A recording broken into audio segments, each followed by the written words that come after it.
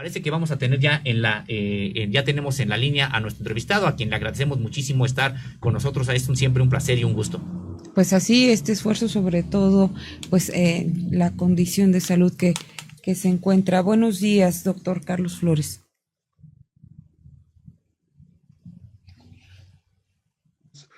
En su programa. Me da mucho gusto estar con ustedes. Doctor, bueno, pues muchas gracias por platicar con nosotros. Deseamos que esta sintomatología que estás presentando, bueno, pues sea bastante leve, no nos tardaremos muchísimo contigo. Gracias por acceder a platicar con nosotros. Y bueno, pues rápidamente queríamos nada más preguntarte si tú observas, de acuerdo con este documento que presenta el Secretariado Ejecutivo Nacional de Seguridad Pública, bueno, pues sí, ya lo que podríamos considerar una tendencia a estabilizar y luego ya a la baja en la violencia por armas de fuego en México. Pues, yo creo que todavía es un poco temprano para establecer, digamos, ya un criterio fijo de alguna tendencia marcada. Recordemos que en otros periodos, en otros sexenios, incluso también, pues, ha habido también en algún momento algunas tendencias que disminuyen y desafortunadamente pues vuelven a repuntar. Y vuelven a repuntar porque, como bien señalabas en los comentarios que estabas haciendo antes de que tomara la palabra, algunos de los factores que siguen, por ejemplo, en las regiones, en los estados, han sido, digamos, propiciatorios para estos incrementos de violencia, pues siguen presentes, ¿no? Estos espacios, por ejemplo, de vinculación aparente entre actores de poder estatal, regional, con actores de la delincuencia, desafortunadamente no se han desarticulado por completo, y eso, pues en mi opinión, pues no permitiría todavía, digamos, echar el optimismo por delante, ¿no? Es decir, sí hay una reducción, como lo muestran los números, pero antes de hablar de tendencias ya fijas, yo pues llamaría todavía, digamos, a la cautela, porque es verdad, digamos, el año pasado hubo una condición de pandemia que disminuyó la actividad en general en el país, y ese tipo de repuntes pues no empiezan pues de manera inmediata, ¿no? Puede haber, digamos, una tendencia en alza eventual. Entonces creo que sí es un punto positivo. Evidentemente yo siempre estaré en un ánimo de congratularnos cuando hay una disminución de este tipo de eventos, pero sí quisiera ser cauto y decir que pues no necesariamente pues es una cuestión pues ya garantizada que no vuelva a subir. Vemos, por ejemplo, hechos de violencia en algunas de estas regiones, de algunos de estos estados, que recuerdan justamente por su gravedad, con el uso de explosivos, con el uso de pues abandono de cadáveres, con mensajes de amedrentamiento. También nos recuerdan, digamos, escenarios de violencia. Parece que tenemos ahí un problema con el internet del doctor Carlos Flores. Hemos visto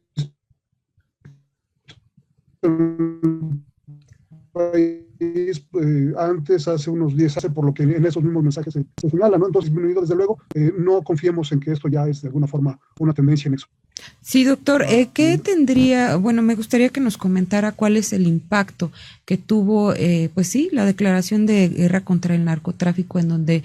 prácticamente comenzó a haber este aumento de la violencia y de armas en el país, y cuándo podríamos pues comenzar a ver pues ya resultados de estas estrategias que se están llevando a cabo. ¿Bastaría con la culminación de este sexenio o necesitamos más tiempo los mexicanos? Yo considero que por las circunstancias que estamos viviendo, por la necesidad, digamos, de articular políticas que integren sobre todo la coordinación interinstitucional de manera más consolidada, esa ha sido una cuestión que se ha dificultado, no solamente en esta administración, ha sido una tendencia pues prácticamente perenne en el panorama mexicano, y eso pues ha dificultado bastante que se lleven a cabo medidas, pues no solamente de acción directa, sino pues como habíamos comentado en otras ocasiones, de desmantelamiento de redes criminales, que incluyen desde luego por su propia evolución histórica que se puede analizar y se puede comprobar, se puede demostrar, que incluye históricamente actores de poder, actores empresariales, actores no solamente delictivos operativos, sino todo este tipo de personajes que permanecen más embosados, pero que pues, son los que garantizan la impunidad de este tipo de organizaciones delictivas. y que además pues, en el contexto de volatilidad política que ha vivido el país, digamos, a lo largo de los últimos 20 años, con múltiples cambios de autoridad, como es propio de un régimen que aspira a consolidarse como democracia, pues eso también, desafortunadamente, cuando combinamos esta situación con el ingrediente precedente al cual yo me refería, pues genera condiciones también de inestabilidad, de cambio de autoridades, que justamente pues,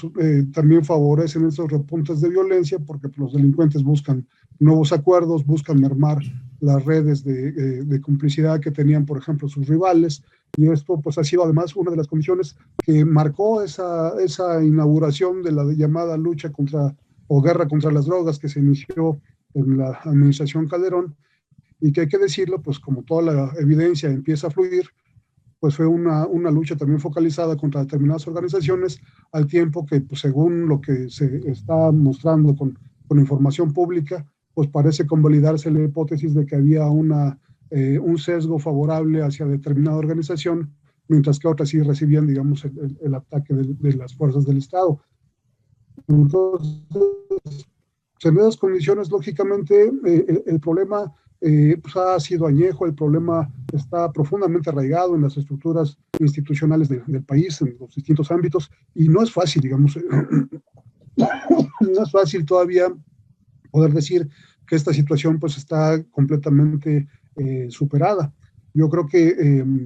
uno de los pendientes que se tiene todavía es lograr esa articulación en los sistemas de procuración de justicia, de inteligencia financiera, de inteligencia en su sentido tradicional, para que se logre contar con mejores sinergias por parte de la respuesta que el Estado mexicano pueda brindar a este tipo de fenómeno, para garantizar pues un futuro más promisorio a los mexicanos. Hoy por hoy, pues lamentablemente, pues todavía la situación de zozobra en lugares, como bien mencionaban ustedes en un principio, como regiones de Michoacán, regiones de Guanajuato, regiones incluso de la propia urbe metropolitana, porque están delicadas, quizás no con el mismo tipo de violencia ni por el mismo tipo de delincuencia, pero que sí nos marcan pues un reto todavía muy importante por encontrar en el futuro. No es una cuestión que lamentablemente podamos decir que ya muestra claros signos de mejoría. Hay puntos importantes. Yo no desdeño los esfuerzos ni desdeño también el trabajo pues que muchos servidores públicos están realizando de corazón y con el ánimo de que el país le vaya mejor. Sin embargo, creo que todavía no podemos cantar victoria. Estamos lejos de ello todavía. Así es, estamos platicando con Carlos Flores, doctor en Ciencias Políticas y Sociales y maestro en Estudios Políticos y Sociales por la Universidad Nacional Autónoma de México. Ha sido profesor investigador asociado en la Universidad de Oslo. Es profesor investigador en el CIESAS, en el Centro de Investigación y Estudios Superiores en Antropología Social. Doctor, bueno, pues usted ha llevado una investigación de largo aliento precisamente sobre la criminalidad organizada en México y prácticamente en la región también de América del Norte. Y bueno, pues quedó claro, la propia realidad se impuso y ha señalado que la estrategia que se siguió para enfrentar a la delincuencia organizada en los años pasados, bueno, pues fracasó, digamos que rotundamente, en el sentido de que no logró reducir ni los índices de trasiego de drogas, al contrario, estuvieron creciendo, ni tampoco los índices de violencia. Como vemos, bueno, pues no solamente los asesinatos, sino otro tipo de violencia, bueno, se fue incrementando de manera sostenida en el país, mientras, bueno, el discurso era que se estaba combatiendo con todo y de manera frontal a la delincuencia organizada. Hoy hay una estrategia que es distinta en el sentido de que dice privilegiar las causas. Hay programas sociales para que los jóvenes no se enganchen, dice el actual gobierno, en las redes criminales. Y queríamos preguntarle sobre qué evaluación hace de este cambio de estrategia, donde, bueno, pues se asegura que ya no solamente es la represión, es decir, el enfrentamiento directo con los criminales, sino también busca atacar las causas. Es muy necesario tener una visión de largo plazo que efectivamente atienda no solamente la parte punitiva, sino también pues la raíz del problema, que son en alguna medida pueden encontrarse también como una de las variables importantes en este tipo de problema, por las condiciones de inequidad y de falta de oportunidades que ha tenido una gran parte de la población mexicana, sobre todo pues aquellos que todavía están abriéndose camino, que son las personas más jóvenes. Esto es una tragedia que ha afectado al país y que evidentemente no puede salir de la ecuación cuando uno trata de considerar cuáles son los factores que han contribuido a este gran problema que enfrenta la nación mexicana. Ahora bien, si bien ese es un punto muy importante y creo que es algo loable, también es necesario decir que desafortunadamente por su propia lógica, ese tipo de estrategia, de política, tarda muchos años en rendir fruto. Es decir, las políticas sociales de integración, de transformación, de nuevas oportunidades, de educación, de trabajo, de recreación, de reforzamiento pues, de valores cívicos más integrados, digamos, menos inmersos en una situación de anomia, tarda mucho tiempo en rendir frutos. Puede ser una generación, eso es lo que tarda. Entonces, si bien es una estrategia fundamental y necesaria, es necesario también atender lo más inmediato. Y atender lo más inmediato implica, pues sí, en alguna parte la disuasión, digamos, con despliegue territorial fuerte como ha tenido la Guardia Nacional, pero hay que recordar que tampoco en épocas pasadas el despliegue territorial en una lógica de disuasión fue suficiente. ¿Por qué? Porque de alguna manera, pues este tipo de redes criminales, en las cuales hay que destacar que no se trata solamente de una idea de criminalizar de manera ficticia, de manera errónea, que ponga etiquetas negativas hacia determinadas poblaciones en situación de vulnerabilidad. Hay que decir que una buena parte de estas redes criminales, o una parte muy importante de estas redes criminales, son personajes que están en una situación de privilegio. Han estado en situación de privilegio porque pues, han amasado capital desde la empresa, desde la cual se puede eventualmente estar llevando prácticas de lavado de dinero, han amasado fortunas desde las estructuras de poder que han garantizado impunidad y protección a este tipo de organizaciones a lo largo de la historia, y esas de alguna manera pues no se van a desarticular solas, por más que uno quisiera de buena voluntad que pues, la razón humana, los buenos sentimientos humanos permearan a este tipo de mentalidades, a este tipo de personajes. Hay que decir que no todos ellos realmente van a ser susceptibles de reconversión, y algunos de ellos, sobre todo aquellos que estoy describiendo, que requieren de una